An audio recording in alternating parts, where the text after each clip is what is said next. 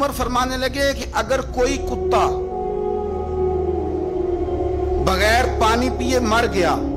فرات کے کنارے صحرا میں، یعنی اس تک پانی نہیں پہنچا، انسان کی بات نہیں، یہاں تو عورتوں کو اسپتال میں جگہ نہیں ملتی تو وہ رکشے میں بچے پیدا کر لیتی، یہاں تو بہت سارے لوگ ایسے ہیں جنہیں دوائی میسر نہیں آتی اور وہ مر جاتے۔ کتا اگر میری حکومت میں پیاسا مر گیا تو عمر فرماتے ہیں اللہ مجھ سے پوچھے گا کہ ڈیوٹی تو تیری تھی نا، ذمہ داری تو آپ کے صاحبزادے کہتے ہیں کہ ایک اونٹ زخمی ہو گیا، کسی نے اسے زخمی کر دیا۔ تاریخ الخلفاء میں امام جلال الدین سیوطی علیہ رحمہ نے لکھا ہے اونٹ زخمی ہو گیا، اونٹ کی نا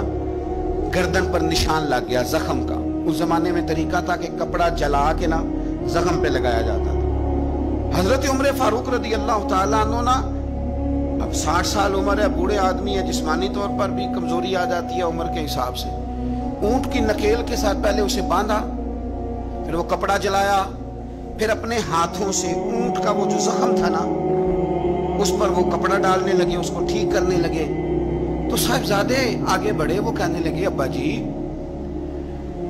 یہ اونٹ ہے اور آپ اس کے زخم کو چھیڑ رہے ہیں، وہ آپ کو تکلیف بھی پہنچا سکتا ہے، تو یہ آپ 2-3 غلاموں کے ذمہ لگا دیں، وہ اس کے زخم پر دوائی مرہم پٹی کر دیں گے، یہ آپ کو کاٹ ہی نہ لے۔